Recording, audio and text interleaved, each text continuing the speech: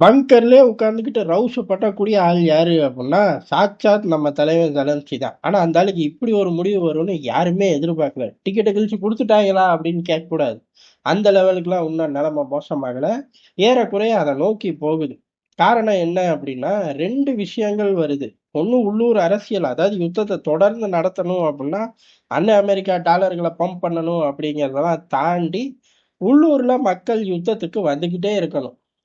அதான் வரமாட்டேறாங்களே. வந்தாலும் எல்லையில துப்பாக்கி வீசிட்டு தெரிச்சு ஓடுறாங்களே அப்படின்னு நம்மளே 1000 தாட்டி பார்த்திருக்கோம். இருந்தாலும் ஒரு 5 பேர் 10 பேராச்சும் வரணும்ல தினமும்.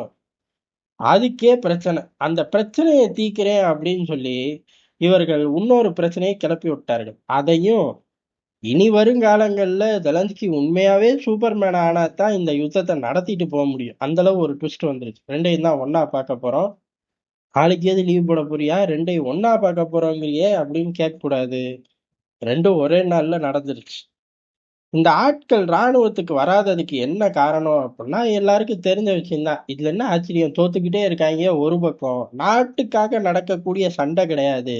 ஜெலன்ஸ்கியோட ஆஃப்ஷோர் அக்கௌண்ட்டுக்கும் அமெரிக்கால ட்ரம்ப்போ பைடனோ பொதுவா அண்ணன் அமெரிக்காவோட வன்மத்தை தீர்த்துக்க இந்த யுத்தத்தை ஆரம்பிச்சிட்டாங்க. தொடர்ந்து அது நிக்காம அப்படியே குளிர் காயறது ஐரோப்பா அப்படின்னு நல்லா தெரிஞ்சுக்கிட்டனால ஒரு பயம் எட்டி பார்க்கறது இல்ல.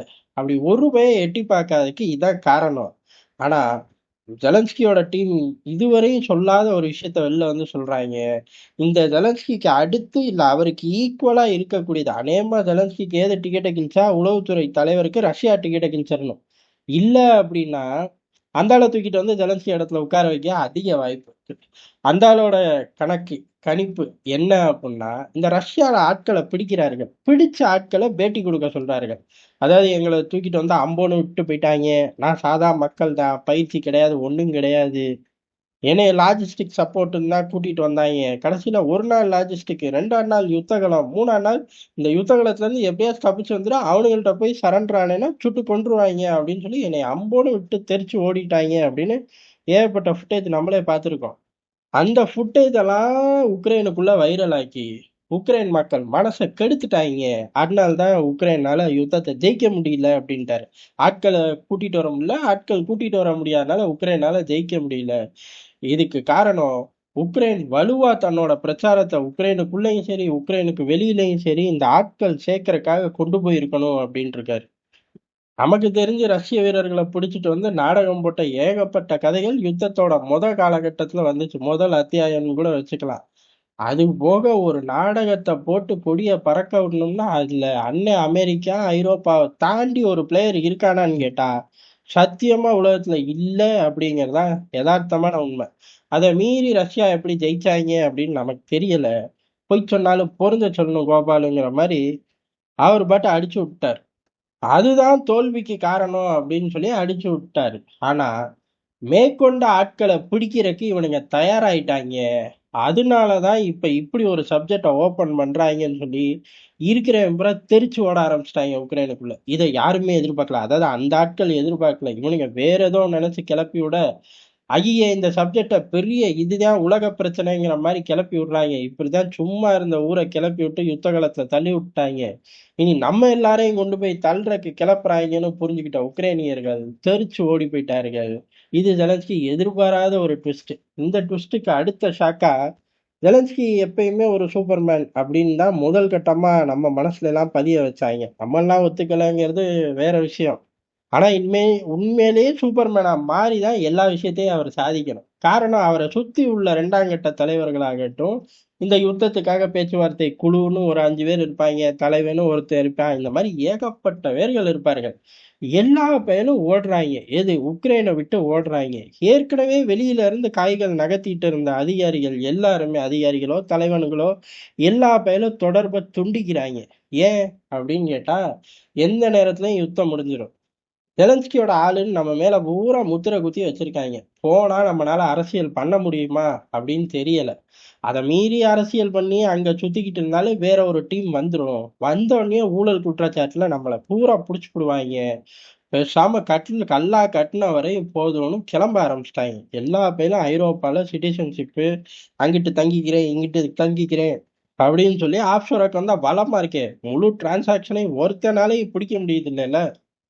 ஜெலன்ஸ்கியோட டீம் யுத்தத்துல இருக்கிறனால உள்ள இருக்கிற ஆட்களும் சரி, வெளியில இருந்து ஆப்ரேட் பண்ற ஆட்களும் சரி, எல்லாரும் ஃபண்ட் ஃப்ளோக்கு பிரச்சனையே இல்ல.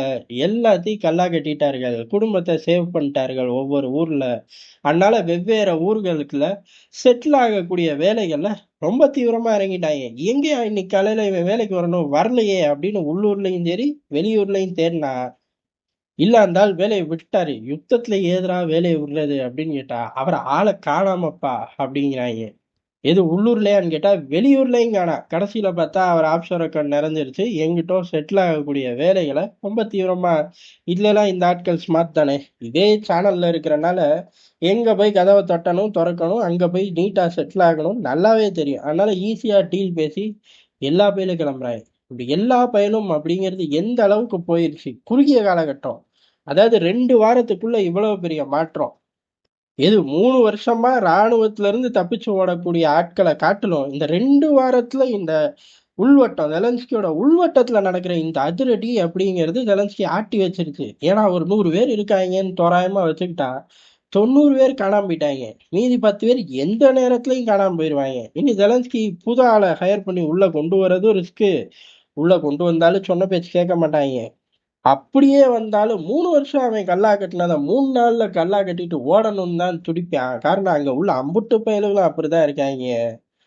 இதுக்கெல்லாம் ஒரே தீர்வு 2 நிமிஷம் முன்னாடி நம்ம பார்த்த சூப்பர்மேன் தான். இந்த ஆளே சூப்பர்மேனா போய் எல்லா இடத்துலயும் டீல் பேசினாதான் உண்டு. அவர் தயாரா தான் இருப்பார். ஏன்னா இவனுங்கெல்லாம் அடிச்சதை அவரே அடிச்சுக்கலாம்ல. ஆனா அவர் சூப்பர்மேனா மாறணுமே. படத்துலதான் வாய்ப்பு. அப்படிலாம் நிஜத்துல இருக்கா நமக்கு தெரிஞ்சு இல்ல. இந்த 2 ட்விஸ்டை இந்த ஆள் எதிர்பார்க்கல. புதுசா ஆட்களை தேடுறதுக்கு தன்னோட உளவுத்துறை தலைவரோட புத்தி அப்படி தட்டி விட்டாரு. அது நாசமா போச்சு. அந்த ஆள் உளவுத்துறைக்கு லாய்க்கே இல்லாதவன். அவன் ஒரு தீவிரவாதி பையன். ரஷ்ய ராணுவத்தை கொன்னா ஓகே, ரஷ்ய அப்பாவி பொதுமக்களை கொண்டு விட்டா அதுக்கு வீடியோ வேற போடுவேன். அப்படியே தீவிரவாதி மாதிரி. நீ ரஷ்ய பாசத்துல பொங்காதன்னு சொல்லக்கூடாது. மறந்து போயிருப்பீங்க. ஒரு 1.5 வருஷம் முன்னாடி தேடி பாருங்க. அந்த ஆள் தட்டி விட்டு விளங்குமா விஷயம். மொத்தமா போச்சு. அப்படி மொத்தமா போகும்போது அடுத்து யாரையாச்சும் கூப்பிட்டு சரி பண்ணுங்கடான்னு சொல்லணும். 90 பேரை காணோம். மீதி உள்ள 10 பேரை மூஞ்சி இவர் பாக்குறாரு, அவனுங்களும் பாக்குறாங்க. 2 பேர் மனசுல இவன் எப்ப ஓடுவான், இவன் எப்ப லைட்டா அங்கிட்டு அவனை பார்ப்பேன், நம்ம ஓடி போயிடுவோம்னு அந்த ரூம்ல டிஸ்கஷன் ஓடுது. உனக்கு தெரிஞ்சிச்சுன்னு கேட்க கூடாது. அவங்க ஊர்லயே வச்சு கிளி கிளின்னு கிளிக்கிறாங்க. இப்ப ஒரு 2 3 நாட்கள் இல்ல ஒரு 2 வார காலங்களா 3ஆம் உலக யுத்தத்துக்கு பிள்ளையார் சொல்லி போட்டாங்கன்னு எல்லாரும் கன்ஃபார்ம் பண்ணி பேசணும். ஆனா கடவுள் 3ஆம் உலகத்துக்கு பிள்ளையார் சொல்லி போடலையாட்டுக்கு. இப்படிலாம் ட்விஸ்ட் அண்ட் டர்ன்ஸ் நடந்து போச்சு. இனி எங்கிட்டு உக்ரைன் யுத்தம் நடக்கும், சுமூகமா முடியும். அதுக்கடுத்து உக்ரைன்ல ஜெலன்ஸ்கியோட அத்தியாயம் அப்படிங்கிறது முடிஞ்சிடும். இந்த ஆளு தப்பிச்சு ஓடுறதுதான் ஒரே வழி இன்னைக்கு உள்ளது. இந்த ஆளை பொறுத்தவரை மோசமான ஆளு. இந்த கூலி பட கிளைமேக்ஸ்ல ரஜினி சொல்ற மாதிரிதான், ஆள் அப்படி அப்படிங்கிற மாதிரி என்னத்தையாச்சும் செஞ்சாலும் வாய்ப்பு இருக்கு. என்னத்தை செஞ்சாலும் நம்ம இங்க விரிவா பார்ப்போம்.